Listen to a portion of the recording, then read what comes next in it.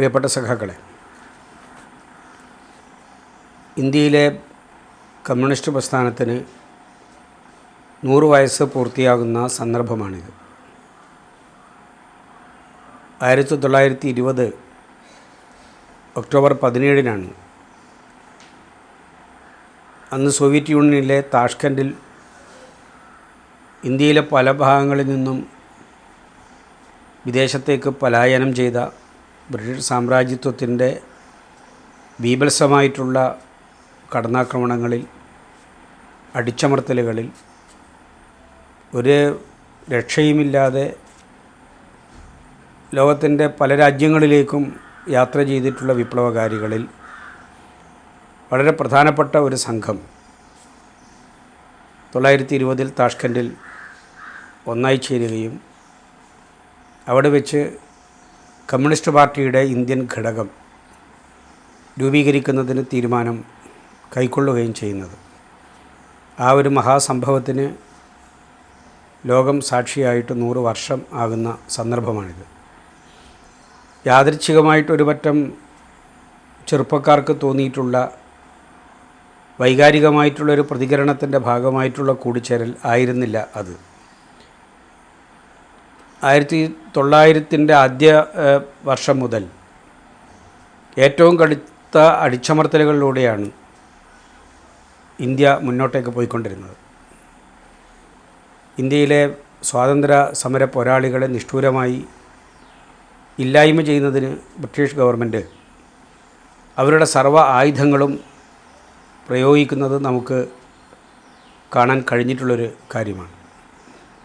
ആ ഒരു ഘട്ടത്തിലാണ് ഈ ബ്രിട്ടീഷ് ഗവൺമെൻറ്റിനോട് സാധാരണ രീതിയിൽ അഹിംസാത്മകമായ നിലയിലുള്ള പ്രതികരണങ്ങൾ കൊണ്ടൊന്നും രാജ്യത്തിൻ്റെ സ്വാതന്ത്ര്യം നേടിയെടുക്കാൻ പറ്റില്ല എന്ന് കൃത്യമായി നിശ്ചയമുള്ള രാജ്യത്തിൻ്റെ പല കോണുകളിൽ നിന്നുള്ളവർ ബ്രിട്ടീഷ് ഭരണകൂടത്തോട് സായുധമായിട്ടുള്ള പോരാട്ടത്തിനുള്ള തീരുമാനം കൈക്കൊള്ളുന്നത്. അതിനു വേണ്ടിയിട്ടുള്ള ആയുധ സംഭരണം, സംഘടനാ ബലം വിശാലമാക്കുന്നതിനുള്ള പ്രവർത്തനങ്ങൾ, ഏത് എതിർപ്പുകൾ വന്നാലും അതിനെ നേരിട്ടുകൊണ്ട് മുന്നോട്ടേക്ക് പോകാനുള്ള കരുത്ത് ആർജിക്കുന്നതിന് വേണ്ടിയിട്ടുള്ള ശ്രമങ്ങളെല്ലാം ഈ 1900 ആദ്യ ദശകങ്ങളിൽ നമുക്ക് കാണാൻ കഴിഞ്ഞിട്ടുള്ളൊരു യാഥാർത്ഥ്യമാണ്. അന്ന് ബ്രിട്ടീഷ് ഗവൺമെൻറ് പല നിലയിലുമുള്ള കാടൻ നിയമങ്ങൾ നടപ്പിലാക്കി ഈ പോരാട്ടങ്ങളെ, സമരങ്ങളെ, തളച്ചുമറിയുന്ന പ്രതിഷേധങ്ങളെ അടിച്ചമർത്തുന്നതിന് വേണ്ടിയിട്ടുള്ള നീക്കമാണ് നടത്തിയത്. റൗലറ്റ് നിയമത്തിനെതിരായി ഇന്ത്യയുടെ തെരുവുകളിൽ വലിയ നിലയിലുള്ള കലാപങ്ങൾ ഉയർന്നു വന്നു. ലാലാ ലജ്പത് റായിയെപ്പോലുള്ള വിപ്ലവകാരികളായിട്ടുള്ള സ്വാതന്ത്ര്യ പോരാളികളെ നിഷ്ഠൂരമായി ബ്രിട്ടീഷ് കുതിരപ്പട്ടാളം അടിച്ചു കൊല്ലുന്ന കാഴ്ച ഇന്ത്യയുടെ തെരുവുകളിൽ കാണാൻ സാധിച്ചു. ഇതിനോടെല്ലാമുള്ള പ്രതിഷേധങ്ങൾ കടലിലെ തിരമാല പോലെ നിരന്തരമായിട്ട് രാജ്യത്തിൻ്റെ എല്ലാ ഭാഗങ്ങളിലും അലയടിച്ചുയർന്നു വന്നിരുന്നു. അങ്ങനെയുള്ള ആ പ്രതിഷേധങ്ങളുടെ വിവിധ ഘട്ടങ്ങളിൽ ഈ പുരോഗമനവാദികളെ ഇല്ലാതാക്കുന്നതിനുള്ള ബ്രിട്ടീഷ് ഗവൺമെൻറ്റിൻ്റെ നീക്കങ്ങളെ തടയിടുന്നതിന് വേണ്ടി കൂടിയാണ് ലോകത്തിൻ്റെ പല ഭാഗങ്ങളിലേക്ക് ഇപ്പോൾ എം.എൻ. റോയിയെ പോലുള്ളവർ ഇന്ത്യ കടന്ന് മെക്സിക്കോവിൽ മെക്സിക്കൻ സോഷ്യലിസ്റ്റ് പാർട്ടിയുടെയും പിന്നീട് മെക്സിക്കൻ കമ്മ്യൂണിസ്റ്റ് പാർട്ടിയുടെയും സെക്രട്ടറി വരെ ആയിട്ടുള്ള ചുമതലകൾ നിർവഹിച്ചു എന്നുള്ളതാണ് ചരിത്രം. അങ്ങനെ പല ഭാഗങ്ങളിലേക്ക്, യൂറോപ്പിലെ പല രാജ്യങ്ങളിലേക്കും ആളുകൾ പോയി. അമേരിക്കൻ വൻകരയിലേക്ക് വരെ ആളുകൾ ചെല്ലുന്ന നിലയുണ്ടായി. അങ്ങനെ ലോകം മുഴുവനും സഞ്ചരിച്ചിട്ടുള്ള ഈ വിപ്ലവകാരികൾ അവർക്ക് ആവേശകരമായിട്ടുള്ള പല അനുഭവങ്ങളും അന്ന് ലോകത്തിൻ്റെ പല കോണുകളിൽ നിന്നും ഉയർന്നു വരാൻ തുടങ്ങിയിരുന്നു.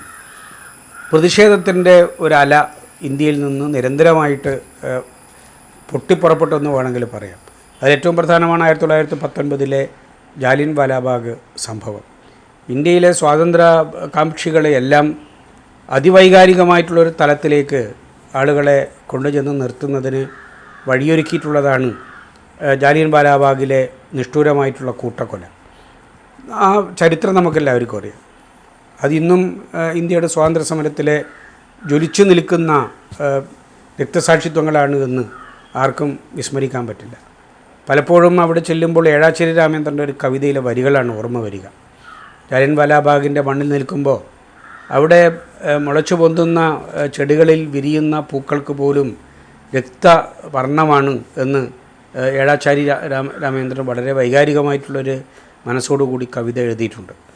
അവിടെ ഉള്ള ഒരു കിണറിൽ ഈ ഓടി രക്ഷപ്പെടാൻ ഒരു വഴിയുമില്ലാത്ത മനുഷ്യർ ജാലിയൻവാലാബാഗിൻ്റെ ഒരർത്ഥത്തിൽ 4 ഭാഗവും മതിലുകളാൽ ചുറ്റപ്പെട്ടിട്ടുള്ള വലിയ കെട്ടിടങ്ങളാൽ ചുറ്റപ്പെട്ടിട്ടുള്ള ആ മൈതാനത്തിൻ്റെ ഒരു ചെറിയ 2-3 പേർക്ക് ഒന്നായിട്ട് പോകാൻ വേണ്ടി മാത്രം പറ്റുന്നൊരു വഴി മാത്രമാണ് അവിടേക്ക് ഇപ്പോഴും ഉള്ളത്. ജനറൽ ഡയറിൻ്റെ നേതൃത്വത്തിൽ അവിടെ വെടിവെപ്പ് നടന്നു. ഒരു മുന്നറിയിപ്പുമില്ലാതെ ഒരു കാരണവുമില്ലാതെയാണ്. ഒരു പ്രതിഷേധ യോഗം നടക്കുന്നതിന് നേരെയാണ് അതുണ്ടായത്. ആ ജാലിയൻവാലാബാഗ് മൈതാനിയിൽ ഒരു വലിയ കിണറുണ്ട്. 100 കണക്കിന് ആളുകൾ ആ കിണറിൽ വീണിട്ടാണ് രക്തസാക്ഷിത്വം വരിച്ചത്.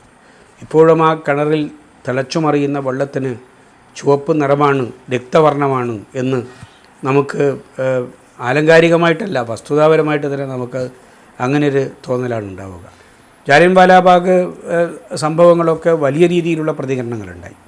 ഇന്ത്യയുടെ തെരുവുകളിൽ ചോരപ്പുഴ ഒഴുകാൻ തുടങ്ങിയപ്പോഴാണ് 1917 റഷ്യൻ വിപ്ലവം. അതിനെ തുടർന്ന് സോവിയറ്റ് യൂണിയൻ രൂപീകരിക്കപ്പെടുന്നു. ലെനിൻ്റെ നേതൃത്വത്തിൽ ബോൾഷെവിക് പാർട്ടിയുടെ വിപ്ലവ ഭരണകൂടം ഇന്ത്യയിൽ ലോകത്തിൽ തന്നെ ഒരു മഹാത്ഭുതമായിട്ട് തലയുയർത്തി നിൽക്കുന്നു.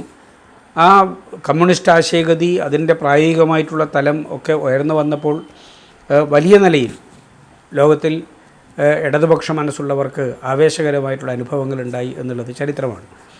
ആ ഒരു ആവേശത്തിൻ്റെ ഒരു ഭാഗമായിട്ട് തന്നെയാണ് 1920 ഒക്ടോബർ മാസം 17 എം.എൻ. റോയിയുടെ നേതൃത്വത്തിൽ, അന്ന് കമ്മ്യൂണിസ്റ്റ് ഇൻ്റർനാഷണലിൻ്റെ ഏറ്റവും പ്രധാനപ്പെട്ട നേതൃത്വമായിരുന്നു എം.എൻ. റോയ്. അദ്ദേഹത്തിൻ്റെ നേതൃത്വത്തിൽ അദ്ദേഹത്തിൻ്റെ ഭാര്യ അമേരിക്കക്കാരിയാണ്, അതോടെ എവലിൻ റോയ്. അദ്ദേഹത്തിൻ്റെ ഏറ്റവും പ്രധാനപ്പെട്ടിട്ടുള്ള സഹപ്രവർത്തകനായിരുന്നു അബനി മുഖർജി. അദ്ദേഹത്തിൻ്റെ ഭാര്യ റഷ്യക്കാരിയാണ് റോസ ഫിറ്റിംഗോ. അതോടൊപ്പം തന്നെ മുഹമ്മദ് അലി, മുഹമ്മദ് ഷഫീഖ് സിദ്ദിഖി, MBBT ആചാര്യ, ഈ പറയുന്ന 7 പേരാണ് താഷ്കൻഡിലെ കമ്മ്യൂണിസ്റ്റ് പാർട്ടി രൂപീകരണ സമ്മേളനത്തിൽ പങ്കെടുത്തിട്ടുള്ളവർ. അവരവിടെ യോഗം ചേർന്ന് കമ്മ്യൂണിസ്റ്റ് പാർട്ടി ഘടകം രൂപീകരിച്ചു. അതിൻ്റെ ആദ്യത്തെ സെക്രട്ടറിയായി മുഹമ്മദ് ഷഫീഖ് സിദ്ദിഖി തിരഞ്ഞെടുക്കപ്പെട്ടു എന്നുള്ളത് ചരിത്രമാണ്. ആ പോരാളികളെല്ലാം അവിടെ രൂപീകരിച്ച് സോഷ്യലിസ്റ്റ് സോവിയറ്റ് യൂണിയൻ്റെ സൗകര്യങ്ങളിൽ അവിടെ നിൽക്കുകയല്ല. അവർ ഈ വിപ്ലവ ആശയങ്ങൾ മനസ്സിലാക്കുന്നതിന് വേണ്ടി അവിടെയുള്ള കഠിനമായിട്ടുള്ള പരിശ്രമങ്ങളിൽ ഏർപ്പെട്ടു. എല്ലാ സാഹിത്യങ്ങളും സമാഹരിച്ചുകൊണ്ട് പഠനങ്ങളിലും അതിനെ തുടർന്നുള്ള പ്രായോഗിക പ്രവർത്തന മാർഗങ്ങൾ ആരായുന്നതിനും ഈ കമ്മ്യൂണിസ്റ്റ് വിപ്ലവകാരികൾ സന്നദ്ധമായി എന്നുള്ളതാണ് ചരിത്രം. അങ്ങനെ മുന്നോട്ടേക്ക് വന്നിട്ടുള്ള ഈ വിപ്ലവകാരികൾ അവർ റഷ്യയിൽ നിന്ന് ഇന്ത്യയിലേക്ക് വരാൻ അന്ന് മറ്റു വഴികളൊന്നുമില്ല. പലരും കാൽനടയായിട്ട് തന്നെയാണ് വരേണ്ടത്. ബോലാൻ ചുരങ്ങളൊക്കെ കടന്നിട്ടാണ് ഇന്ത്യയിലേക്ക് കടന്നു വരേണ്ടത്. ആ നിലയിൽ അവർ താഷ്കൻഡിൽ നിന്ന് ഇന്ത്യയിലേക്ക് യാത്ര പുറപ്പെട്ടു. അങ്ങനെ വന്നിട്ടുള്ള വിപ്ലവകാരികൾ കമ്മ്യൂണിസ്റ്റ് പാർട്ടി ഘടകം രൂപീകരിച്ചു. ആ സന്ദേശം മെല്ലെ മെല്ലെ ഇന്ത്യയുടെ പല കോണുകളിലേക്കും എത്തി. അതുണ്ടാക്കിയിട്ടുള്ള പ്രതികരണങ്ങൾ ഇന്ത്യയുടെ സ്വാതന്ത്ര്യ സമരത്തിൻ്റെ വഴികളിൽ തന്നെ നക്ഷത്ര ശോഭയോടുകൂടി ജ്വലിച്ചു നിൽക്കുന്ന അധ്യായങ്ങൾ കമ്മ്യൂണിസ്റ്റ് പാർട്ടി രചിച്ചതിൻ്റെ ചരിത്രമായിട്ടാണ് നമ്മുടെ മുന്നിൽ ഉയർന്നു നിൽക്കുന്നത്. ഇന്ത്യയിൽ നിന്ന് പലായനം ചെയ്യപ്പെട്ടിട്ടുള്ള 10,000-കണക്കിന് വിപ്ലവകാരികൾ, അവർ മുജാഹിർമാർ എന്നാണ് അറിയപ്പെട്ടിരുന്നത്. അവർ സോവിയറ്റ് വിപ്ലവത്തിൽ ആവേശഭരിതരായി അവിടെ നിന്ന് മാർക്സിസ്റ്റ് ആശയത്തിൽ ആകൃഷ്ടരായി കമ്മ്യൂണിസ്റ്റ് പാർട്ടിയുടെ പ്രവർത്തന വഴിയിലൂടെ ഇന്ത്യയിൽ സ്വാതന്ത്ര്യ സമരത്തിൻ്റെ പോരാട്ട ഭൂമിയിൽ ഈ കമ്മ്യൂണിസ്റ്റ് ആശയത്തിൻ്റെ ബലത്തിൽ അവർ പ്രവർത്തനങ്ങൾ നടത്തുന്നതിന് വേണ്ടിയിട്ട് സന്നദ്ധമായി മുന്നോട്ടേക്ക് വന്നു. പലരും ചോദിക്കുന്നൊരു ചോദ്യമുണ്ട്, എന്താണ് ഈ സ്വാതന്ത്ര്യ സമരത്തിൽ കമ്മ്യൂണിസ്റ്റുകാരുടെ പങ്കെന്താണ്? BJP-ക്കാർ ഇപ്പോൾ വ്യാപകമായിട്ട് ചോദിക്കുന്നൊരു ചോദ്യമാണ്. കമ്മ്യൂണിസ്റ്റുകാർ ഇന്ത്യൻ സ്വാതന്ത്ര്യ സമരത്തിൽ ഒരു പങ്കും വഹിച്ചിട്ടില്ല എന്ന് മാത്രമല്ല, അത് ബ്രിട്ടീഷുകാർക്ക് വിട്ടുകൊടുക്കുന്ന നിലപാടാണ് സ്വീകരിച്ചത്. യഥാർത്ഥത്തിൽ അവർ നേരിടുന്ന ഏറ്റവും വലിയ എതിർപ്പ് അതല്ലെങ്കിൽ വിമർശനം അത് കമ്മ്യൂണിസ്റ്റുകാരുടെ തലയിൽ കൊണ്ടുവന്ന് വെക്കുന്നു എന്നുള്ളതാണ് ഈ RSSൻ്റെ സംഘപരിവാരത്തിൻ്റെ ഈ വാദമുഖം വിലയിരുത്തുമ്പോൾ നമുക്ക് മനസ്സിലാക്കാൻ സാധിക്കുക. 1920 രൂപം കൊണ്ടിട്ടുള്ള കമ്മ്യൂണിസ്റ്റുകാർ അവിടെ നിന്നില്ല, അവർ ഇന്ത്യയിലേക്ക് വന്നു. അങ്ങനെ വന്നിട്ടുള്ള ഈ വിപ്ലവകാരികൾ ഇന്ത്യക്കകത്ത് കമ്മ്യൂണിസ്റ്റ് ആശയഗതികൾ പ്രചരിപ്പിക്കുന്നതിനും അതോടൊപ്പം തന്നെ കമ്മ്യൂണിസ്റ്റ് രാഷ്ട്രീയ സംഘടനാ രൂപം ഉണ്ടാക്കുന്നതിനുമുള്ള പ്രവർത്തനങ്ങളിലേക്ക് പോയി. ഈ ഘട്ടത്തിലാണ് 1921 അഹമ്മദാബാദിൽ നടന്നിട്ടുള്ള കോൺഗ്രസ് സമ്മേളനം. ആ കോൺഗ്രസ് സമ്മേളനത്തിൽ പങ്കെടുത്തിട്ടുള്ള മൗലാന ഹസ്രത്ത് മൊഹാനി കമ്മ്യൂണിസ്റ്റുകാരനാണ്. അദ്ദേഹം ആ സമ്മേളനത്തിൽ ഒരു പ്രമേയം അവതരിപ്പിച്ചു. അന്ന് കമ്മ്യൂണിസ്റ്റ് പാർട്ടി വേറെ കോൺഗ്രസ് വേറെ ആയിട്ടില്ല. സ്വാതന്ത്ര്യസമര പ്രസ്ഥാനം എന്ന നിലയിൽ എല്ലാവരും ഒറ്റക്കെട്ടായിട്ടാണ് മുന്നോട്ടേക്ക് പോയിരുന്നത്. ഇന്നത്തെ കോൺഗ്രസ് അല്ലല്ലോ അന്നത്തെ കോൺഗ്രസ്. അത് സ്വാതന്ത്ര്യസമരം ലക്ഷ്യമായി പ്രഖ്യാപിച്ചുകൊണ്ട് ആത്മാർപ്പണത്തിൽ ഊന്നിയിട്ടുള്ളതാണ് അന്നത്തെ കോൺഗ്രസ്. ആ കോൺഗ്രസ്സിനകത്ത് ഇടതുപക്ഷക്കാരുണ്ടായിരുന്നു, അതിനോട് ചേർന്ന് നിന്ന് തന്നെ കമ്മ്യൂണിസ്റ്റുകാരുണ്ടായിരുന്നു. ഹസ്രത്ത് മൊഹാനി ആ തലത്തിൽ കോൺഗ്രസ് സമ്മേളനത്തിൽ 1921 അഹമ്മദാബാദിലെ കോൺഗ്രസ് സമ്മേളനത്തിൽ പങ്കെടുത്തുകൊണ്ട് അദ്ദേഹം അവിടെ അവതരിപ്പിച്ചിട്ടുള്ള പ്രമേയം ഇന്ത്യയുടെ സ്വാതന്ത്ര്യ സമര ചരിത്രത്തിൽ തന്നെ ഏറ്റവും പ്രധാനപ്പെട്ടിട്ടുള്ള വളരെ നിർണായകമായിട്ടുള്ള ഒരു സ്ഥാനത്ത് നിൽക്കുന്ന നിലപാടാണ് ആ പ്രമേയത്തിൽ ഹസ്രത്ത് മൊഹാനി ചൂണ്ടിക്കാണിക്കുന്നത്. ആ പ്രമേയം മുന്നോട്ടേക്ക് വെക്കുന്ന കാഴ്ചപ്പാട് ഇന്ത്യയുടെ സ്വാതന്ത്ര്യ സമരത്തിൻ്റെ ലക്ഷ്യം എന്തായിരിക്കണം എന്നത് സംബന്ധിച്ചിട്ടാണ്. അതിലദ്ദേഹം പറയുന്നത് ഇന്ത്യയുടെ സ്വാതന്ത്ര്യ സമരത്തിൻ്റെ ലക്ഷ്യം അത് പൂർണ്ണ സ്വാതന്ത്ര്യമായിരിക്കണം. ഇതാണ് കമ്മ്യൂണിസ്റ്റുകാർ മുന്നോട്ടേക്ക് വെച്ചിട്ടുള്ള ആ പ്രമേയത്തിൻ്റെ ഉള്ളടക്കം. പൂർണ്ണ സ്വാതന്ത്ര്യമാണ് തങ്ങളുടെ ലക്ഷ്യം. അന്ന് ബ്രിട്ടീഷ് കോളനിയായി ഇന്ത്യക്കാരുടെ ഭരണം കിട്ടിയാൽ മതി, ബ്രിട്ടീഷ് കോളനിക്ക് കീഴിൽ. ഇതായിരുന്നു കോൺഗ്രസിൻ്റെ നിലപാട്. ആ നിലക്കുള്ള നിലപാടുകളൊക്കെയാണ് അന്ന് കോൺഗ്രസ് തന്നെയും ഡൊമീനിയൻ പദവി പോലുള്ള ഒരു തലത്തിൽ നിന്നുകൊണ്ടാണ് കോൺഗ്രസ് അന്ന് സ്വാതന്ത്ര്യ സമരത്തിൻ്റെ ലക്ഷ്യമായിട്ട് കണ്ടിരുന്നത്. പൂർണ്ണ സ്വാതന്ത്ര്യം അന്ന് കോൺഗ്രസിൻ്റെ മുദ്രാവാക്യമായിരുന്നില്ല. 1928 ശേഷമാണ് കോൺഗ്രസ് പൂർണ്ണ സ്വാതന്ത്ര്യം എന്നുള്ള ഒരു കാഴ്ചപ്പാടിലേക്ക് എത്തുന്നത്. ആദ്യമായിട്ട് ഇത്തരമൊരു ലക്ഷ്യം ഇന്ത്യയുടെ സ്വാതന്ത്ര്യ സമരത്തിൻ്റെ അന്തരീക്ഷത്തിൽ ഉയർത്തിപ്പിടിച്ചത് കമ്മ്യൂണിസ്റ്റുകാരാണ്. അപ്പോൾ സ്വാതന്ത്ര്യ സമരത്തിൽ കമ്മ്യൂണിസ്റ്റുകാരുടെ പങ്കെന്താണെന്നുള്ള ചോദ്യത്തിൻ്റെ ആദ്യത്തെ ഉത്തരം എന്ന് പറയുന്നത് 1921 കോൺഗ്രസ് സമ്മേളനത്തിൽ കമ്മ്യൂണിസ്റ്റുകാർ ഉയർത്തിപ്പിടിച്ചിട്ടുള്ള നിലപാടാണ്. ആ നിലപാട് ആവർത്തിക്കപ്പെട്ടത് 1922 ഗയയിൽ ചേർന്നിട്ടുള്ള കോൺഗ്രസ് സമ്മേളനത്തിലാണ്. അവിടെ വീണ്ടും ഇതേ പ്രമേയം അന്നത്തെ സാഹചര്യങ്ങൾ കൂടി വിലയിരുത്തിക്കൊണ്ട് കമ്മ്യൂണിസ്റ്റുകാർ മുന്നോട്ടേക്ക് വെച്ചു. ആ പ്രമേയത്തിലും ഊന്നിയിട്ടുള്ളത് ഈ കാര്യം തന്നെയാണ്. പൂർണ്ണ സ്വാതന്ത്ര്യം കണ്ടുകൊണ്ട് വേണം സ്വാതന്ത്ര്യ സമര പോരാട്ടങ്ങൾ മുന്നോട്ടേക്ക് കൊണ്ടുപോകാൻ. ഇത് അന്ന് കോൺഗ്രസ് അംഗീകരിച്ചില്ല, ഗാന്ധിയെ പോലുള്ളവർ അംഗീകരിച്ചില്ല. അന്നത്തെ കോൺഗ്രസ് നേതൃത്വത്തിന് അതിനോട് യോജിപ്പുണ്ടായിരുന്നില്ല. പക്ഷേ കമ്മ്യൂണിസ്റ്റുകാർക്ക് അന്ന് കൃത്യമായിട്ടുള്ള ധാരണയുണ്ടായിരുന്നു, വീക്ഷണമുണ്ടായിരുന്നു. നമ്മുടെ സ്വാതന്ത്ര്യ സമരത്തിൻ്റെ ലക്ഷ്യം അത് പൂർണ്ണ സ്വാതന്ത്ര്യമായിരിക്കണം എന്നുള്ളതാണ്. അതോടൊപ്പം തന്നെ നമുക്ക് കുറേ കൂടി ചരിത്രത്തിൻ്റെ മുന്നോട്ടേക്കുള്ള യാത്ര പോയാൽ കമ്മ്യൂണിസ്റ്റുകാരുടെ നിലപാടുകൾ, കമ്മ്യൂണിസ്റ്റുകാർ ഇന്ത്യൻ സ്വാതന്ത്ര്യ സമരത്തിൽ എന്താണ് ചെയ്തിട്ടുള്ളത് എന്നുള്ളതിന് എത്രയോ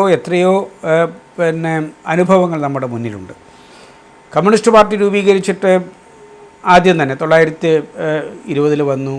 21 ഈ പറയുന്നത് പോലെയുള്ള 21 22 ഈ പ്രമേയങ്ങൾ കമ്മ്യൂണിസ്റ്റുകാർ മുന്നോട്ടേക്ക് വെച്ചു.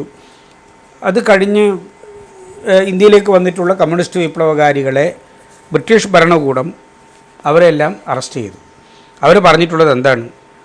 ബ്രിട്ടീഷ് സർക്കാർ ഈ കമ്മ്യൂണിസ്റ്റുകാരെ ഏറ്റവും വലിയ ശത്രുതയോട് കൂടിയിട്ടാണ് അവർ വീക്ഷിച്ചത്. ബോൾഷെവിസത്തിൻ്റെ സ്വാധീനം, റഷ്യയിലെ കമ്മ്യൂണിസ്റ്റ് പാർട്ടിയുടെ സ്വാധീനം അത് ഇന്ത്യയിലേക്ക് വ്യാപിപ്പിക്കുന്നതിന് വേണ്ടിയിട്ടാണ് ഇവർ പരിശ്രമിക്കുന്നത്. ബ്രിട്ടീഷ് ആധിപത്യത്തെ തകർക്കുന്നതിന് വേണ്ടിയിട്ടാണ് കമ്മ്യൂണിസ്റ്റുകാരുടെ ശ്രമം. അതുകൊണ്ട് ഇത് ബ്രിട്ടീഷ് ഇന്ത്യയിലെ ഭരണത്തിനെതിരായിട്ടുള്ള കലാപമാണ്, ഇവരെ തടഞ്ഞു നിർത്തിയേ പറ്റൂ. ഈ നിലയിൽ 1922 ഇന്ത്യയിലെ കമ്മ്യൂണിസ്റ്റുകാർക്കെതിരായി ബ്രിട്ടീഷ് ഗവൺമെൻറ് ആദ്യത്തെ ഗൂഢാലോചന കേസ് കമ്മ്യൂണിസ്റ്റ് നേതാക്കന്മാരെ എല്ലാം ഉൾപ്പെടുത്തിക്കൊണ്ടുള്ള ഗൂഢാലോചന കേസാണ്. ആ ഗൂഢാലോചന കേസിൽ പ്രതികളാക്കപ്പെട്ടിട്ടുള്ള അന്നത്തെ കമ്മ്യൂണിസ്റ്റ് നേതാക്കന്മാർ അക്ബർ ഖുരൈശി, മുഹമ്മദ് ഹസൻ, ഫിറോസുദ്ദീൻ, അബ്ദുൽ മജീദ്, റഫീഖ് അഹമ്മദ്, മുഹമ്മദ് ഷഫീഖ്, ഇവരെല്ലാം ഈ പെഷവാർ ഗൂഢാലോചന ഇവരെല്ലാം ഉൾക്കൊള്ളുന്ന ഒരു നിരയാണ് പെഷവാർ ഗൂഢാലോചന കേസിൽ പ്രതികളായിട്ട് ഉണ്ടായിരുന്നത്. ഇവരെല്ലാം ബ്രിട്ടീഷ് ഗവൺമെൻറ് പിടിച്ചു, അവരെ തടവിലിട്ടു, അവരെ പല രീതിയിലും പീഡിപ്പിക്കുന്നതിന് വേണ്ടിയിട്ടുള്ള ശ്രമങ്ങൾ നടന്നു. അതിലെല്ലാം കമ്മ്യൂണിസ്റ്റുകാർ ധീരമായിട്ട് തന്നെ അതിജീവിച്ചു. ഇതിനെ തുടർന്നാണ് ഇന്ത്യയിൽ കമ്മ്യൂണിസ്റ്റ് പാർട്ടി വിപുലമായ നിലയിൽ അതിൻ്റെ പ്രവർത്തനങ്ങൾ എല്ലാ മേഖലകളിലേക്കും വ്യാപിക്കാൻ തുടങ്ങി. ആ വ്യാപനത്തിൻ്റെ ഭാഗമായിട്ട് പല ഭാഗങ്ങളിലും കമ്മ്യൂണിസ്റ്റ് ഗ്രൂപ്പുകൾ രൂപപ്പെടാൻ വേണ്ടി തുടങ്ങി.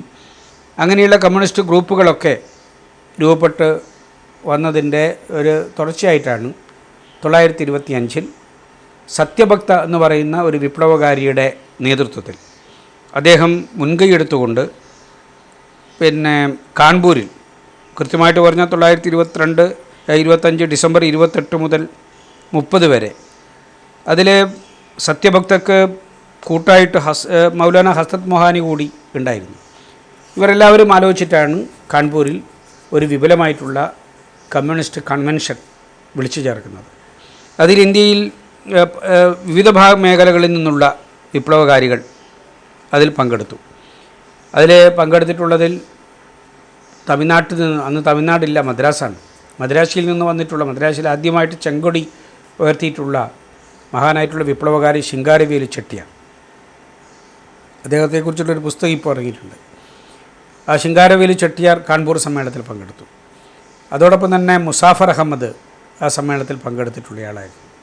ഹസ്രത്ത് മൊഹാനിയും സത്യഭക്തിയും ആ സമ്മേളനത്തിൽ പങ്കെടുത്തിട്ടുള്ളവരാണ്. കേരളത്തിലെ കമ്മ്യൂണിസ്റ്റ് പാർട്ടിയുമായിട്ട് ഏറ്റവും അടുത്ത ബന്ധമുണ്ടായിരുന്ന SV ഖാട്ടെ, അതുപോലെ JP ബാഹർഘട്ട്, ഇവർ ആ കമ്മ്യൂണിസ്റ്റ് ആ സമ്മേളനത്തിൻ്റെ മുഖ്യ സംഘാടകരായിരുന്നു. ഇവരെല്ലാവരും പങ്കെടുത്തിട്ടുള്ള സമ്മേളനമാണ് 1925 ഡിസംബർ മാസം 28 മുതൽ 30 വരെ കാൺപൂരിൽ നടന്നത്. അതിൽ വെച്ച് ഒരു ബ്രിട്ടീഷ് ഇന്ത്യയിലാകെ പ്രവർത്തിക്കാൻ പാകത്തിലുള്ള ഒരു കമ്മ്യൂണിസ്റ്റ് പ്രവർത്തന സംവിധാനം ഉണ്ടാക്കുന്നതിന് തീരുമാനിച്ചു. ആ പാർട്ടിയുടെ സെക്രട്ടറിമാരായി SV ഖാട്ടയും JP ബാഹർഘട്ടും തിരഞ്ഞെടുക്കപ്പെട്ടു. ആ നിലക്കുള്ള പ്രവർത്തനങ്ങളിലേക്ക് പോയി.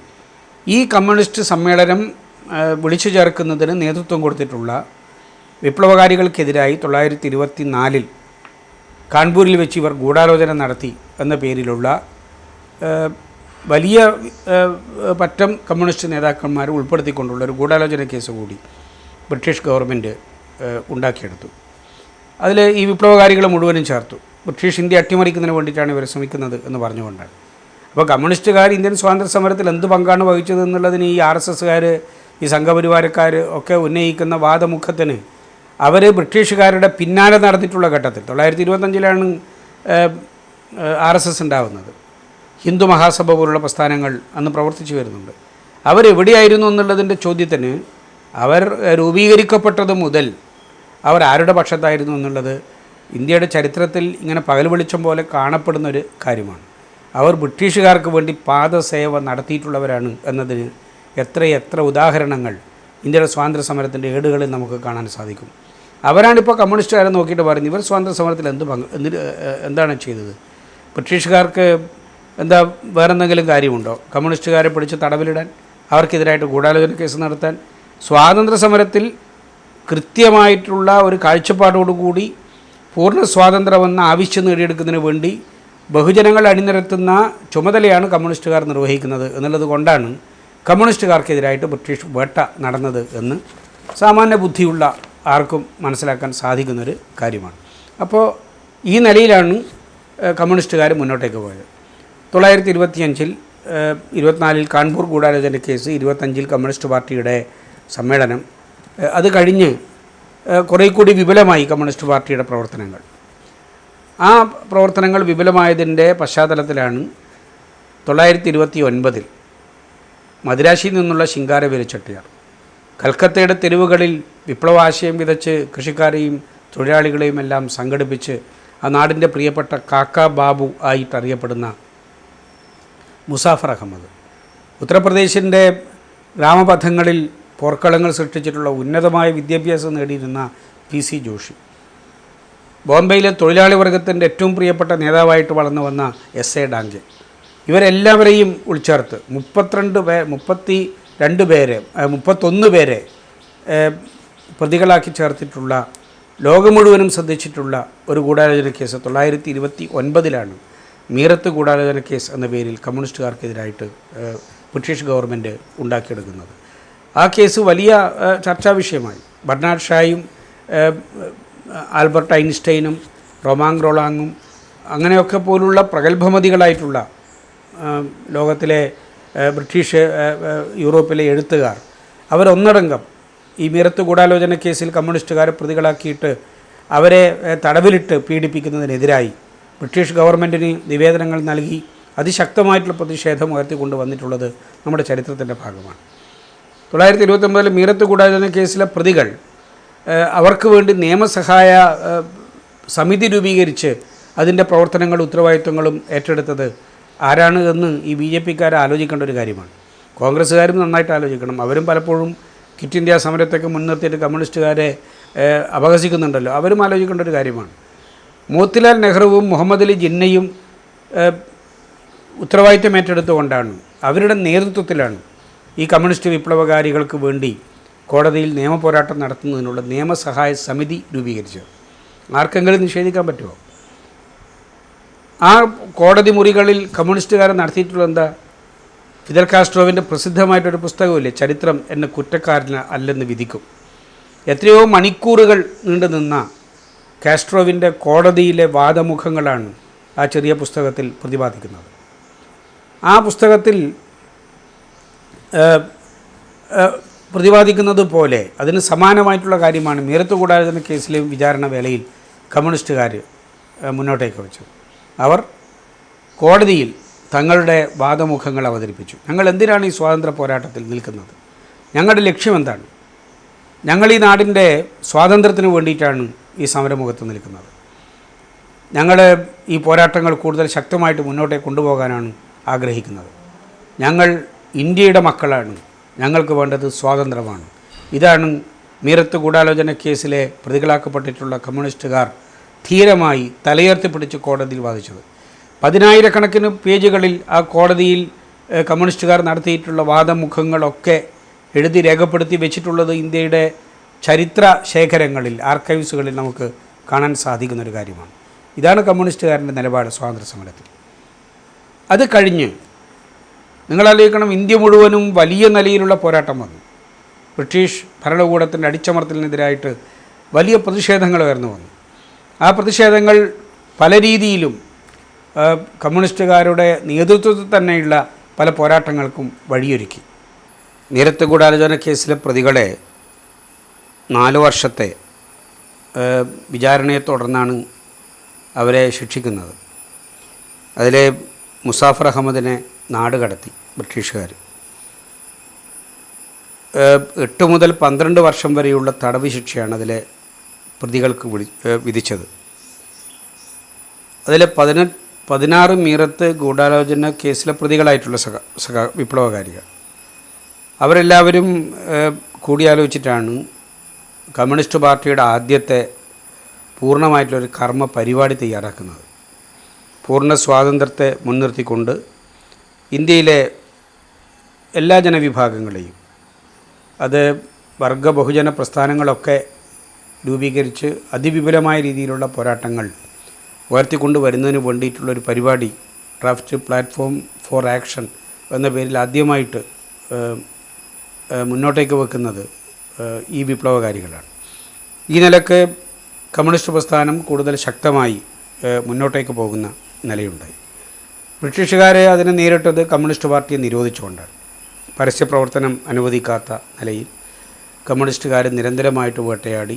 കമ്മ്യൂണിസ്റ്റ് സാഹിത്യം പ്രചരിപ്പിക്കാൻ അനുമതിയുണ്ടായിരുന്നില്ല. അത് കൈവശം വെച്ചാൽ അവരെ പിടിച്ച് തടവിലിടും എന്നുള്ള നിലയുണ്ടായി. ഇതിനെല്ലാം നേരിട്ടുകൊണ്ടാണ് അന്ന് കമ്മ്യൂണിസ്റ്റ് പാർട്ടി മുന്നോട്ടേക്ക് പോയത്.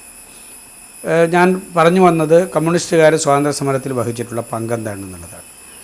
1930 കഴിഞ്ഞ് 40 ഇന്ത്യക്കകത്ത് വലിയ നിലയിൽ പോരാട്ടങ്ങൾ ശക്തിപ്പെട്ടു വന്നു എന്നുള്ളതാണ് അനുഭവം. അതിൽ ഭഗത് സിംഗും കൂട്ടുകാരും നടത്തിയിട്ടുള്ള പോരാട്ടമുണ്ട്. പാർലമെൻറ്റിലേക്കടക്കം ബോംബെറിഞ്ഞ് രാജ്യവിരുദ്ധമായിട്ടുള്ള ജനവിരുദ്ധമായിട്ടുള്ള നയങ്ങൾക്കെതിരായിട്ടുള്ള പ്രതിഷേധം പ്രകടിപ്പിച്ചിട്ടുള്ള അനുഭവങ്ങൾ ഇന്ത്യയുടെ ചരിത്രത്തിലെ ഏറ്റവും പ്രധാനപ്പെട്ടിട്ടുള്ള കാര്യമാണ്.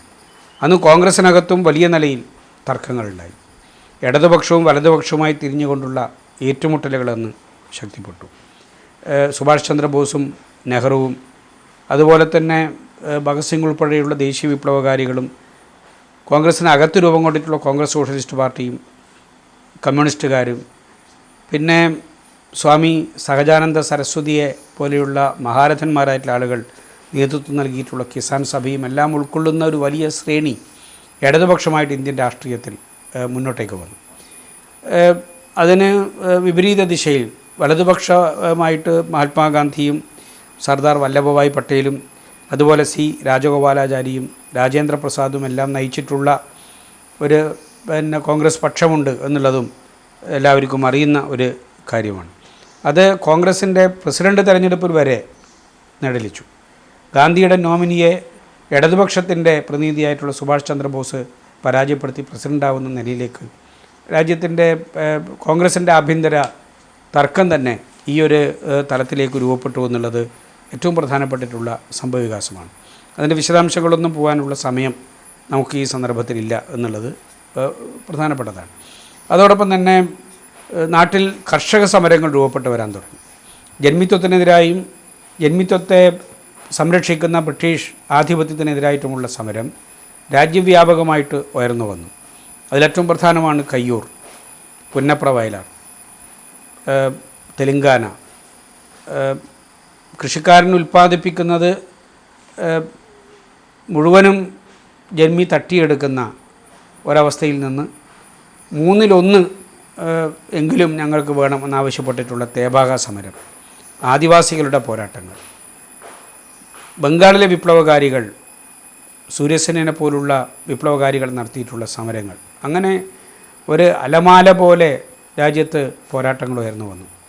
ആ പോരാട്ടങ്ങളുടെ ഏറ്റവും പ്രധാനപ്പെട്ടിട്ടുള്ള ഒരു ഘട്ടമാണ് ബ്രിട്ടീഷുകാർക്ക് ഇന്ത്യയിൽ നിന്നു പോകാൻ പറ്റാത്തൊരു നിലയിലേക്ക് കാര്യങ്ങൾ വളർന്നു വന്നതിൻ്റെ ഏറ്റവും ശ്രദ്ധേയമായിട്ടുള്ളൊരു സംഭവമാണ് റോയൽ ഇന്ത്യൻ നാവി. 20,000-ഓളം ബ്രിട്ടീഷ് പടക്കപ്പലുകളിൽ ജോലി ചെയ്യുന്ന ഇന്ത്യക്കാരായിട്ടുള്ള നാവികസേന അംഗങ്ങൾ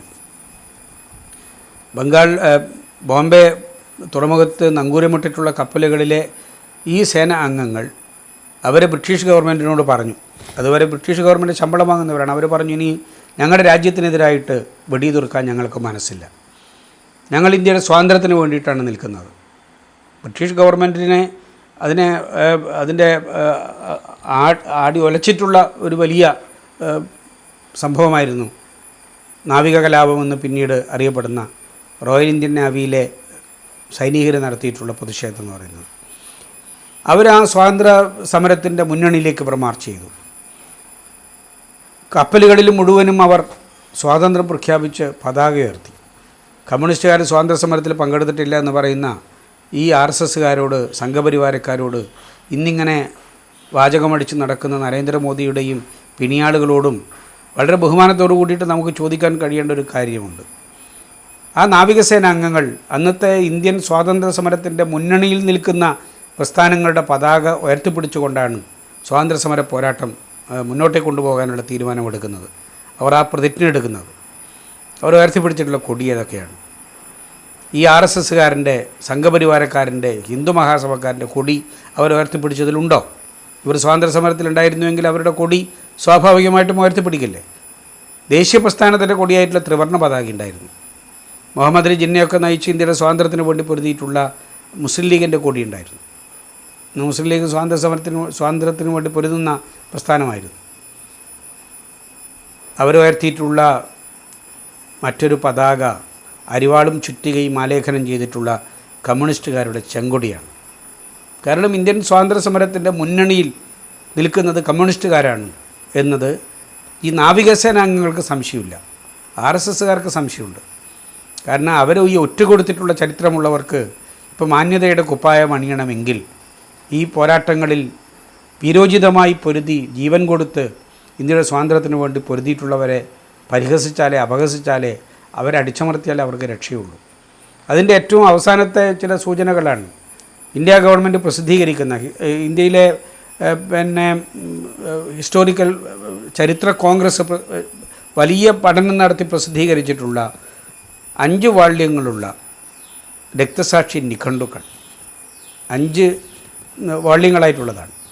അതിൽ അവസാനത്തെ ഭാഗം എന്ന് പറയുന്നത് 1857 മുതൽ 1947 വരെ ഉള്ള സ്വാതന്ത്ര്യ സമര കാലഘട്ടത്തിലെ രക്തസാക്ഷികളുടെ അറിയപ്പെടുന്നവരും അറിയപ്പെടാത്തവരുമായിട്ടുള്ള ഈ രാജ്യത്തിൻ്റെ സ്വാതന്ത്ര്യത്തിന് വേണ്ടി ജീവൻ ബലിയർപ്പിച്ചിട്ടുള്ള വിപ്ലവകാരികളുടെ പേര് വിവരങ്ങളും അവരുടെ ചരിത്രവും രക്തസാക്ഷിത്വവും സംബന്ധിച്ച് സൂചിപ്പിക്കുന്നതാണ് മാർട്ടേഴ്സ് ഡിക്ഷണറി എന്ന പേരിലുള്ള രക്തസാക്ഷി നിഘണ്ടു എന്ന പേരിലുള്ള 5ാം വാള്യം. അത് പ്രസിദ്ധീകരിച്ചു. ഇപ്പോൾ BJPക്കാർക്ക് RSSകാർക്ക് തോന്നി അത് ആളുകൾ വായിക്കുന്നത് അപകടമാണ്. അതുകൊണ്ട് പറഞ്ഞു ആ പുസ്തകം വിതരണം ചെയ്യേണ്ടതില്ല. നിങ്ങൾ ആലോചിച്ച് നോക്കണം, 1857 എന്ന് പറയുന്നത് 1ാം സ്വാതന്ത്ര്യ സമരം. ഝാൻസി റാണിയും താന്തിയ തോപ്പിയും ബഹാദൂർ ഷായും എല്ലാം നയിച്ചിട്ടുള്ള 1ാം സ്വാതന്ത്ര്യ സമരം. അത് എന്തുകൊണ്ടാണ് ലോകം വായിക്കേണ്ടതില്ല എന്ന് BJPക്കാർക്ക് RSSകാർക്ക് തോന്നുന്നത്? കാരണം അതിലുണ്ട് ഇന്ത്യ ഏത് വഴിയിലൂടെയാണ് പൊരുതിയത് എന്നുള്ളതിൻ്റെ സൂചനകൾ. അതിൽ മതപരമായിട്ടുള്ള ഏതെങ്കിലും ഒരു വേർതിരിവില്ല. ഝാൻസി റാണിയും ബഹാദൂർ ഷായും എല്ലാം ഒരു ശ്രേണിയായി ഒന്നായി ഒരു മനുഷ്യനായിട്ട് നിന്നിട്ടാണ് ഇന്ത്യയുടെ സ്വാതന്ത്ര്യ സമര പോരാട്ടം മുന്നോട്ടേക്ക് കൊണ്ടുപോയത്. ആ ചരിത്രം ലോകം മനസ്സിലാക്കേണ്ടതില്ല എന്നാണ് ഈ സംഘപരിവാരം കരുതുന്നത്. അത് കഴിഞ്ഞിട്ട് 1921 മലബാർ കലാപം എന്ന് വിശേഷിപ്പിക്കുന്ന കേരളത്തിലെ വള്ളുവനാട്ടിലെ മനുഷ്യർ നടത്തിയിട്ടുള്ള പോരാട്ടം, അതിൽ മുസ്ലിങ്ങൾ മാത്രമല്ലല്ലോ, എല്ലാ വിഭാഗമുണ്ട്. ബ്രിട്ടീഷുകാർക്കെതിരായിട്ട് നടത്തിയിട്ടുള്ള ജന്മിത്വത്തിനെതിരായിട്ട് നടത്തിയിട്ടുള്ള സമരമാണ്. അതിനെക്കുറിച്ചിട്ടാണ് EMS വളരെ പ്രസിദ്ധമായിട്ടുള്ള ഇന്നും പ്രസക്തമായിട്ടുള്ള ഒരു ലേഖനം എഴുതിയത്, ആഹ്വാനവും താക്കീതും. ആഹ്വാനം പോരാട്ടത്തിനും സ്വാതന്ത്ര്യത്തിനും വേണ്ടിയിട്ടുള്ള ആഹ്വാനമാണ്. താക്കീത് ഇതിലൊരു അപകടമുണ്ട്, ഇത് വർഗീയമായിട്ടുള്ളൊരു തലത്തിലേക്ക് ചിലപ്പോൾ വഴിതിരിഞ്ഞു പോകാം. അത് ഇന്നും പ്രസക്തമായിട്ടുള്ളൊരു കാര്യമാണ്. അത് കഴിഞ്ഞിട്ട് കയ്യൂർ, കരുവള്ളൂർ, കാവുമ്പായി, പുന്നപ്ര വയലാർ, തെലുങ്കാന, തേബാഗ, വാർലി ആദിവാസി സമരങ്ങൾ, ബംഗാളിലെ പോരാട്ടങ്ങൾ, അങ്ങനെ ഇന്ത്യ മുഴുവനും നടന്നിട്ടുള്ള സമരങ്ങൾ, അതിലെല്ലാമുള്ള രക്തസാക്ഷിത്വങ്ങൾ, അത് ലോകമറിയരുത് എന്ന് ഈ സംഘപരിവാരം ആഗ്രഹിക്കുന്നു. അതും ഇതുതന്നെയാണ്. കമ്മ്യൂണിസ്റ്റുകാർക്കെതിരായിട്ട് ഇവർ സ്വാതന്ത്ര്യ സമരത്തിൽ പങ്കെടുത്തിട്ടില്ല എന്ന് പറഞ്ഞതിൻ്റെ തുടർച്ചയാണ്. നിങ്ങളറിയിക്കണം, VD സവർക്കർ അന്തമാൻ നിക്കോബാർ ദ്വീപ് സമൂഹത്തിലെ സെല്ലുലാർ ജയിലിൽ അടക്കപ്പെട്ടിട്ടുള്ള ആയിരക്കണക്കിന് സ്വാതന്ത്ര്യ സമര പോരാളികൾ, അങ്ങോട്ട് പോയവരൊരാളും തിരിച്ചു വരാറില്ല, അവിടെ തന്നെ അവസാനിക്കലാണ്. കൊടിയ മർദ്ദനത്തിനിരയായിട്ട് അവിടെ ജീവിത സമർപ്പണം നടത്തിയവരാണ്. ബംഗാളികളും പഞ്ചാബികളൊക്കെ ആയിട്ടുള്ള കമ്മ്യൂണിസ്റ്റുകാർ അങ്ങനെ രക്തസാക്ഷിത്വം മരിച്ചവരുണ്ട്. അവരുടെയൊക്കെ പേര് വിവരങ്ങളും ചരിത്രവും ഈ രക്തസാക്ഷി നിഘണ്ടുവിൽ വരും. അത് പുറത്തറിയരുത് എന്ന് ഈ ഭരണാധികാരികൾ ആഗ്രഹിക്കുന്നു. അന്ന് ഈ സെല്ലുലാർ ജയിലിലുണ്ടായിരുന്ന ഒരാളാണല്ലോ VD സവർക്കർ. അദ്ദേഹം എങ്ങനെയാണ് അവിടെ നിന്ന് പുറത്തേക്ക് വന്നത്? 6 തവണ ബ്രിട്ടീഷുകാർക്ക് മാപ്പെഴുതി കൊടുത്തു. ഞങ്ങളിനി ബ്രിട്ടീഷുകാർക്കെതിരായിട്ട് പോരാട്ടത്തിനില്ല, ചെറുപ്പക്കാർ വഴിതെറ്റിപ്പോകുന്നു ഈ സമരമുഖത്ത്, അവർ ശരിയായ ദിശയിൽ ബ്രിട്ടീഷുകാർക്ക് അനുകൂലമായിട്ട് ഞങ്ങൾ കൊണ്ടുവരും എന്ന വാദം ഉന്നയിച്ചിട്ടല്ലേ VD സവർക്കർ ബ്രിട്ടീഷുകാരുടെ ഒരർത്ഥത്തിൽ പാദസേവ ചെയ്തിട്ടല്ലേ ഈ സെല്ലുലാർ ജയിലിൽ നിന്ന് രക്ഷപ്പെട്ടു വരുന്നത്. ഇവരാണിപ്പോൾ വലിയ മേനിക്കുപ്പായം ഇട്ടിട്ട് നടക്കുന്നത്. മഹാത്മാഗാന്ധി വെടിവെച്ച് കൊന്നിട്ടുള്ള കേസിൽ 6ാമത്തെ പ്രതിയാണ് VD സവർക്കർ. ആ VD സവർക്കറുടെ ചിത്രമാണ് പാർലമെൻറ്റിൻ്റെ സെൻട്രൽ ഹാളിൽ ഗാന്ധിയുടെ തൊട്ടരികത്ത് ഈ BJP ഭരണം വെച്ചപ്പോൾ കൊണ്ടുപോയിട്ട് സ്ഥാപിച്ചത്. ഒറ്റുകൊടുത്തിട്ടുള്ളവർ രാജ്യത്തിൻ്റെ ഉന്നത സ്ഥാനങ്ങളിൽ ഇരിക്കുന്നത് നമ്മൾ കാണുന്നു. അവർ എന്നിട്ട് കമ്മ്യൂണിസ്റ്റുകാരെ നോക്കിയിട്ട് പല്ലിളിക്കുന്നു. ആ വിശാലമായിട്ടുള്ള ചരിത്രം മുഴുവനും ഈ ഒരു സന്ദർഭത്തിൽ നമുക്ക് പറഞ്ഞു തീർക്കാൻ കഴിയാത്തൊരു കാര്യമാണ്. കമ്മ്യൂണിസ്റ്റ് പാർട്ടിക്കെതിരായിട്ടുള്ള നിരോധനം നീങ്ങുന്നത് ക്വിറ്റ് ഇന്ത്യ സമരത്തിൻ്റെ കൂടി 2ാം ലോകമഹായുദ്ധത്തിൽ കമ്മ്യൂണിസ്റ്റ് പാർട്ടി സ്വീകരിച്ചിട്ടുള്ള ഒരു സമീപനത്തിൻ്റെ കൂടി പശ്ചാത്തലത്തിലാണ്. അങ്ങനെയാണ് കമ്മ്യൂണിസ്റ്റ് പാർട്ടിയുടെ ആദ്യത്തെ പാർട്ടി സമ്മേളനം, പാർട്ടി കോൺഗ്രസ്, ഒന്നാം പാർട്ടി കോൺഗ്രസ് 1943 ബോംബെയിൽ നടക്കുന്നത്. അന്ന് കമ്മ്യൂണിസ്റ്റ് പാർട്ടിയുടെ കേന്ദ്ര കമ്മിറ്റി, അതിൻ്റെ ആസ്ഥാനം ബോംബെയിലാണ്. ബോംബെയിൽ അതിനുള്ള കാര്യങ്ങളുണ്ട്. തൊഴിലാളികളുടെ ഏറ്റവും വലിയ സംഘടിത പ്രസ്ഥാനങ്ങൾ, സമരങ്ങൾ, പോരാട്ടങ്ങൾ, അങ്ങനെ അതിൻ്റെയൊക്കെയുള്ളൊരു വലിയ ചരിത്രമുണ്ട് ബോംബെക്ക്. ആ ബോംബെയിലാണ് കമ്മ്യൂണിസ്റ്റ് പാർട്ടിയുടെ കേന്ദ്ര കമ്മിറ്റി ഓഫീസ്. അവിടെയാണ് ആദ്യത്തെ പാർട്ടി കോൺഗ്രസ് നടക്കുന്നത്.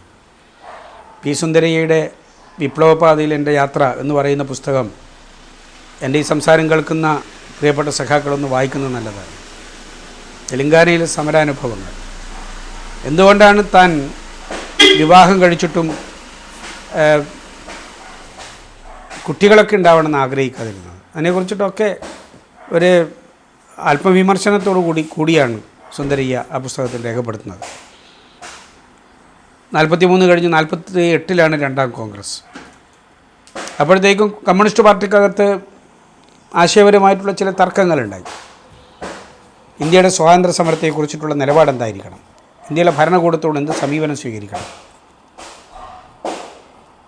ഒരു പറ്റം പറഞ്ഞു ഈ കോൺഗ്രസിൻ്റെ കൂടെ കൂടണം, മറ്റൊരു പറ്റം പറഞ്ഞു ഇത് സമ്പന്നവർഗ താല്പര്യം ഉയർത്തിപ്പിടിക്കുന്നവരാണ്, ഇവർക്കെതിരായിട്ടുള്ള പോരാട്ടം ശക്തിപ്പെടുത്തണം, അംഗീകരിക്കേണ്ടതിന് അംഗീകരിക്കണം.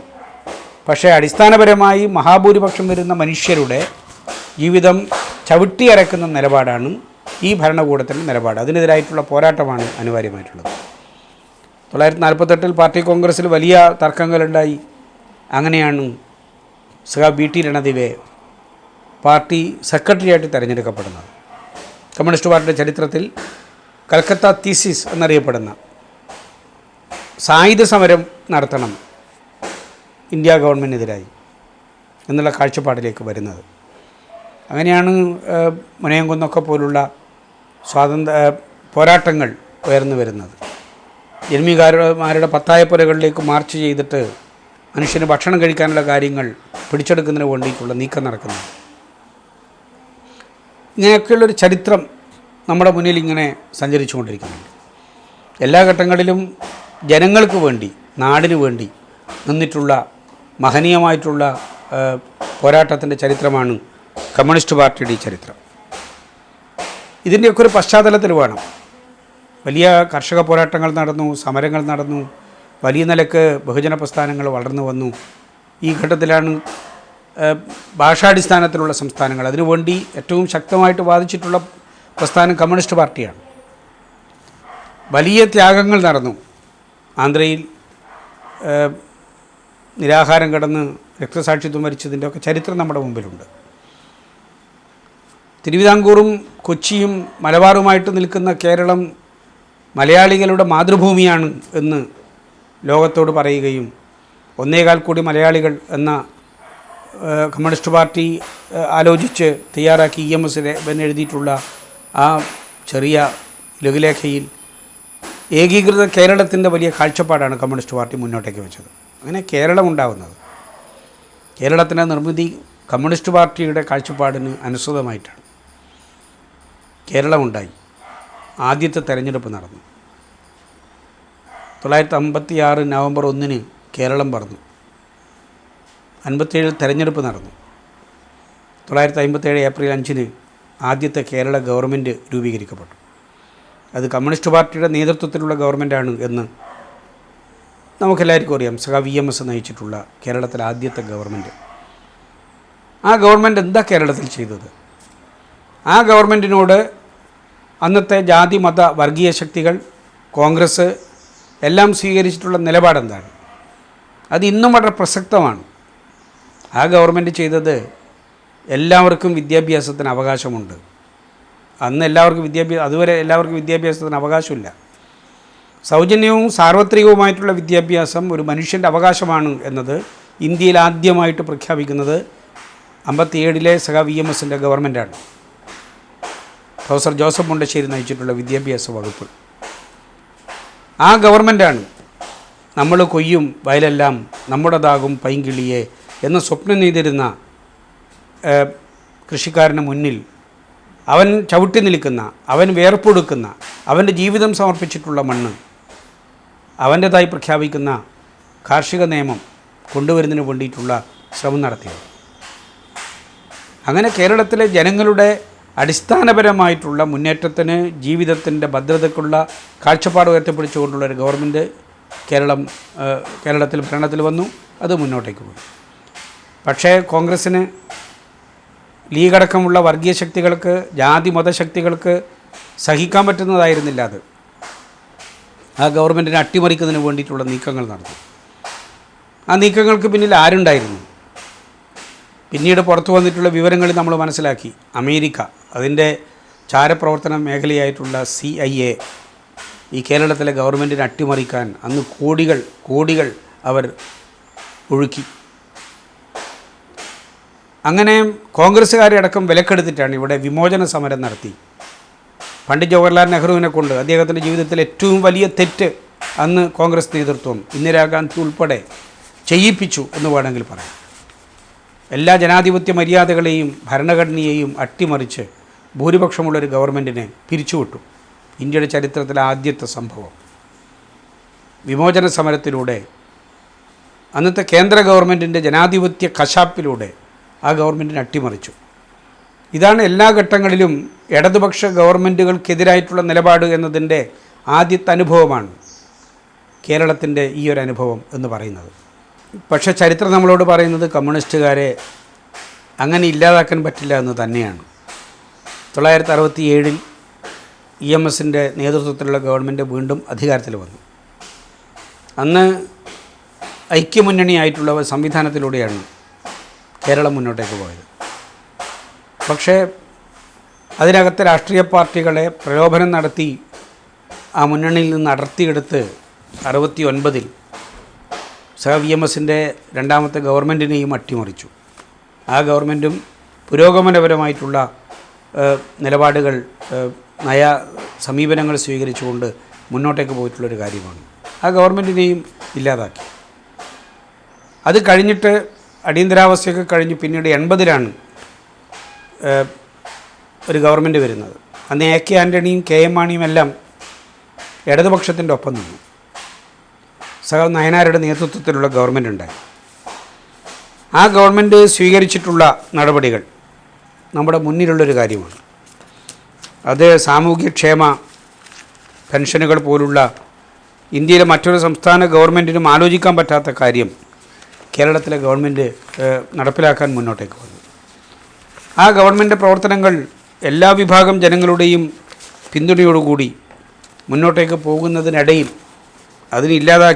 ഇല്ലെങ്കിൽ ഭാവിയിൽ ഞങ്ങൾക്ക് രക്ഷയുണ്ടാവില്ല എന്ന് മനസ്സിലാക്കിയിട്ടുള്ള ആൻ്റണിയുടെ നേതൃത്വത്തിലുള്ള കോൺഗ്രസ്, അവർ ആ ഗവൺമെൻറ്റിനെ പിന്നിൽ നിന്ന് കുത്തി മറിച്ചിട്ട് ഒരു കാസ്റ്റിംഗ് മന്ത്രിസഭയുണ്ടാക്കി പിന്നീട് തെരഞ്ഞെടുപ്പ് നടത്തി അധികാരത്തിൽ വന്നിട്ടുള്ളത് കേരളത്തിൻ്റെ മറ്റൊരനുഭവമാണ്. അത് കഴിഞ്ഞ് പിന്നീട് ഒരു ഗവൺമെൻറ് വരുന്നത് 1987-ലാണ്. അന്ന് MV രാഘവൻ കമ്മ്യൂണിസ്റ്റ് പാർട്ടിയിൽ നിന്ന് പോയി. മുസ്ലിം ലീഗിനെ കൂടി കൂട്ടിയിട്ടുള്ളൊരു മുന്നണി ആണ് കേരളത്തിൽ പ്രായോഗികമെന്ന് വാദമുഖം അദ്ദേഹം മുന്നോട്ടേക്ക് വെച്ചു. അത് അന്ന് പാർട്ടിയുടെ വ്യവസ്ഥാപിതമായിട്ടുള്ള നയത്തിന് ചേരുന്നതായിരുന്നില്ല. പാർട്ടിക്കകത്ത് വലിയ പ്രശ്നങ്ങളുണ്ടായി. CPM തന്നെ ഇല്ലാതായി എന്ന് അന്ന് മനോരമയും എല്ലാം രേഖപ്പെടുത്തി. ഇനിയൊരു ഗതിയുമില്ല CPMന് എന്ന് പറഞ്ഞു. പക്ഷേ ഒരു ജാതിമത വർഗീയ ശക്തികളുമായും ബന്ധമില്ലാതെ CPIM നേതൃത്വത്തിലുള്ള ഇടതുപക്ഷ ജനാധിപത്യ മുന്നണി 1987 തെരഞ്ഞെടുപ്പിൽ മത്സരിച്ചു. ലോകത്തെ അത്ഭുതപ്പെടുത്തി ആ മുന്നണി കേരളത്തിൽ അധികാരത്തിൽ വന്നു. നയനാരുടെ നേതൃത്വത്തിലുള്ള രണ്ടാമത്തെ ആ ഗവൺമെൻറ് ഏറ്റവും ശ്രദ്ധേയമായിട്ടുള്ള പ്രവർത്തനങ്ങളിലൂടെ സമ്പൂർണ്ണ സാക്ഷരതാ യജ്ഞവും ജനകീയ പങ്കാളിത്തത്തോടു കൂടിയിട്ടുള്ള വിപുലമായിട്ടുള്ള പ്രവർത്തനങ്ങളും എല്ലാം സംഘടിപ്പിച്ചുകൊണ്ട് ജനകീയ ആസൂത്രണ പദ്ധതികൾ വരെ അതിനുള്ള ഒരു വഴി വെട്ടിത്തുറന്ന് 96-ലാണത് വരുന്നതെങ്കിലും അതിനുള്ളൊരു വഴി വെട്ടിത്തുറന്ന് ആ ഗവൺമെൻറ് മുന്നോട്ടേക്ക് പോയി. ഏറ്റവും കൂടുതൽ കാലം കേരളത്തിൽ അധികാരത്തിലിരുന്നിട്ടുള്ള ഗവൺമെൻറ്റാണ് ആ ഗവൺമെൻറ്. ഇടതുപക്ഷത്തിൻ്റെ ആദ്യത്തെ 4 വർഷം കഴിഞ്ഞ് പാർലമെൻറ്റ് തെരഞ്ഞെടുപ്പ് എല്ലാം ഒന്നായിട്ട് നടത്താം എന്നുള്ള നിലയിൽ 4 വർഷം കഴിഞ്ഞ് രാജിവെച്ച് തെരഞ്ഞെടുപ്പ് പോയിട്ടുള്ളതാണ് എന്നുള്ളത് നമുക്കറിയാവുന്ന ചരിത്രമാണ്. പിന്നീട് കേരളത്തിൽ അധികാരത്തിൽ വരുന്നത് 96-ലാണ്. കേരളത്തിൽ 5 വർഷം ഇടതുപക്ഷ ഗവൺമെൻറ് ഭരിച്ചു. വീണ്ടും 2016-ൽ പിണറായിയുടെ നേതൃത്വത്തിലുള്ള ഈ ഗവൺമെൻറ് ഇപ്പോൾ അധികാരത്തിലിരിക്കുകയാണ്. 5ാമത്തെ വർഷത്തിലേക്ക് എത്തിയിരിക്കുന്നു. ഈ ഗവൺമെൻറ്റിനെതിരായിട്ട് ഇതുവരെ ഒരു നയാ പൈസയുടെ അഴിമതി നിയമസഭയിലോ പുറത്തോ ഉന്നയിക്കുന്നതിന് പ്രതിപക്ഷത്തിന് കഴിഞ്ഞിട്ടില്ല. ഇന്ത്യയിൽ അഴിമതിരഹിതമായിട്ടുള്ള ഭരണം നടക്കുന്ന സംസ്ഥാനങ്ങളുടെ പട്ടികയിൽ 1ാം സ്ഥാനത്ത് കേരളമാണ് എന്ന് പ്രഖ്യാപിച്ചത് അല്ലെങ്കിൽ പ്രഖ്യാപിക്കേണ്ടി വന്നത് കേന്ദ്ര ഗവൺമെൻറ്റിനാണ്. ഈ ഗവൺമെൻറ് നടപ്പിലാക്കിയിട്ടുള്ള ജനക്ഷേമകരമായിട്ടുള്ള കാര്യങ്ങൾ കേരളത്തിലെ ജനങ്ങൾ ഏറ്റവും വലിയ പ്രശ്നങ്ങളെ നേരിട്ടപ്പോൾ ഓഖി ദുരന്തം, നിപ്പ വൈറസിനെ തുടർന്നിട്ടുള്ള രോഗബാധ, ഒരു നൂറ്റാണ്ട് കണ്ടിട്ടുള്ള ഏറ്റവും വലിയ ദുരിതം വിതച്ചിട്ടുള്ള മഹാപ്രളയം, വീണ്ടും അടുത്ത വർഷം നടന്നിട്ടുള്ള പ്രളയം, ഇപ്പോൾ ഏറ്റവും അവസാനം കോവിഡ്, ലോകമാരിയായിട്ടുള്ള കോവിഡിൻ്റെ വ്യാപനം. ഈ ഘട്ടങ്ങളിലെല്ലാം ഈ സംസ്ഥാന ഗവൺമെൻറ് സ്വീകരിച്ചിട്ടുള്ള കാര്യങ്ങൾ, ഈ സംസ്ഥാന ഗവൺമെൻറ്റിൻ്റെ ധീരമായിട്ടുള്ള നിലപാടുകൾ, ജനങ്ങളുടെ ജീവിതത്തിന് ഭദ്രത കൊടുത്ത് ഈ ഗവൺമെൻറ് നടത്തിയിട്ടുള്ള പ്രവർത്തനങ്ങൾ, രാഷ്ട്രീയം എല്ലാം അങ്ങോട്ടേക്ക് മാറ്റിവെക്കുക, ഒരു വസ്തുതകൾ മാത്രം എടുത്ത് നമ്മുടെ മുന്നിൽ വെക്കുക. ആർക്ക് ഈ ഗവൺമെൻറ്റിനെ കുറ്റപ്പെടുത്താൻ പറ്റും? ആർക്കെങ്കിലും പറ്റുമോ? ലോകത്തിലെ പ്രസിദ്ധീകരണങ്ങൾ മുഴുവനും കോവിഡിനെ പ്രതിരോധിച്ചിട്ടുള്ള കേരളത്തിൻ്റെ മാതൃകയെ ഉയർത്തിപ്പിടിക്കുന്നു. അത് തകർക്കാൻ ശ്രമം നടന്നു. ഇതാണ് ഇപ്പോൾ കേന്ദ്ര ആരോഗ്യവകുപ്പ് മന്ത്രി തന്നെ പറഞ്ഞത്. ഓണക്കാലം ആ ഘട്ടത്തിൽ നടന്നിട്ടുള്ള സമരങ്ങൾ, അതുവഴി രോഗം വ്യാപിപ്പിച്ച് ഈ കേരളത്തിൻ്റെ കോവിഡ് പ്രതിരോധത്തെ തന്നെ ഇല്ലാതാക്കുന്നതിന് വേണ്ടി നടന്നിട്ടുള്ള നീക്കങ്ങൾ, അതിനോടൊരു ഗവൺമെൻറ് ജനങ്ങളെ നിരന്തരമായി ബോധ്യപ്പെടുത്തി നടത്തിയിട്ടുള്ള പരിശ്രമങ്ങൾ നമ്മൾ കാണുകയില്ലേ? രോഗം വിതച്ചിട്ട് ഈ നാടിൻ്റെ സമാധാനം തകർക്കാൻ പറ്റുമോ? ഈ ഗവൺമെൻറ്റിനെതിരായിട്ട് കുറ്റം കണ്ടുപിടിക്കാൻ പറ്റുമോ എന്ന് നടത്തിയിട്ടുള്ള ശ്രമങ്ങളല്ലേ കേരളം കണ്ടിട്ടുള്ളത്? ഇതിപ്പോൾ ഒരു പുതിയ ശ്രമമാണ്. അതിനാരാ കൂട്ട്? കോൺഗ്രസ് നയിക്കുന്ന ലീഗ് ഉൾക്കൊള്ളുന്ന UDF ഒരു ഭാഗത്ത്. എന്താ PK കുഞ്ഞാലിക്കുട്ടി പറഞ്ഞത്? അദ്ദേഹം ഇനി കേരളത്തിൽ കേന്ദ്രീകരിക്കാൻ പോകുന്നു എന്നാണ്. അദ്ദേഹം ഇപ്പോൾ ഇതുവരെ ഐക്യരാഷ്ട്രസഭയിലാണ് ഉണ്ടായിരുന്നത്. ഇത് കേൾക്കുമ്പോൾ നമുക്ക് അങ്ങനെയാണ് തോന്നുക. ഇവിടുന്ന് വലിയ കൊമ്പ് കുലുക്കിയിട്ട് വടക്കോട്ടേക്ക് പോയതല്ലേ പാർലമെൻറ്റിൽ. ഞങ്ങൾ ഈ നരേന്ദ്രമോദിയെ താഴെ ഇറക്കാതെ വരില്ല എന്ന് പറഞ്ഞിട്ടല്ലേ. ഈ കോൺഗ്രസ്സുകാരും ലീഗുകാരും ചേർന്നാൽ ഈ രാജ്യത്ത് ഒരു കാര്യം നടക്കില്ല എന്നുള്ളതിൻ്റെ ഒന്നാമത്തെ അനുഭവമല്ലേ, അല്ലെങ്കിൽ നമ്മൾ കണ്ടുകൊണ്ടിരിക്കുന്ന കാര്യമല്ലേ ഇപ്പോഴും കണ്ടിട്ടുള്ളത്. ഇവർ നേരെയായിരുന്നുവെങ്കിൽ BJP രണ്ടാമത് വരുമോ? ജനങ്ങൾ അടിനിരത്തിയിട്ടുള്ള ഏതെങ്കിലും ഒരു പ്രക്ഷോഭം, സമരം സംഘടിപ്പിക്കുന്നതിന് ഇവരാരെങ്കിലും സന്നദ്ധമാണോ? പാർലമെൻറ്റിൽ ഇവരെന്താ ചെയ്യുന്നത്? നോക്കുകുത്തിയായിട്ടിരിക്കുകയല്ലേ. കർഷകരുടെ മരണവാറണ്ടായിട്ടുള്ള 3 നിയമങ്ങൾ വന്നില്ലേ ഇപ്പോൾ പാർലമെൻറ്റിൽ. കമ്മ്യൂണിസ്റ്റുകാരെ സസ്പെൻഡ് ചെയ്തു രാജ്യസഭയിൽ നിന്ന്. 19 പേര് ഇവിടുന്ന് അങ്ങോട്ടേക്ക് പോയിട്ടില്ലേ? ആരെങ്കിലും ഒരക്ഷരം പ്രതികരിച്ചോ? ഇവരെവിടെ ഉണ്ടായി? എവിടെ നിൽക്കുന്നു? ജനകീയ പ്രശ്നങ്ങളിൽ ഇവരുടെ നിലപാടെന്താണ്? ഇവർ വ്യക്തമാക്കേണ്ടതില്ലേ? നമ്മൾ കാണുകയല്ലേ ഇതെല്ലാം. വർഗീയ സംഘർഷങ്ങൾ മൂർച്ഛിക്കുമ്പോൾ ഇവരെന്ത് സമീപനം സ്വീകരിക്കുന്നു? ഇവർക്ക് എങ്ങനെ അതിനെതിരായിട്ട് പ്രതികരിക്കാൻ പറ്റും? എന്നിട്ട് PK കുഞ്ഞാലിക്കുട്ടി സ്വകാര്യം തൻ്റെ അണികളോട് പറഞ്ഞു പോലും ഇടതുപക്ഷത്തിലെ തുടർ ഭരണത്തിനാണ് സാധ്യത.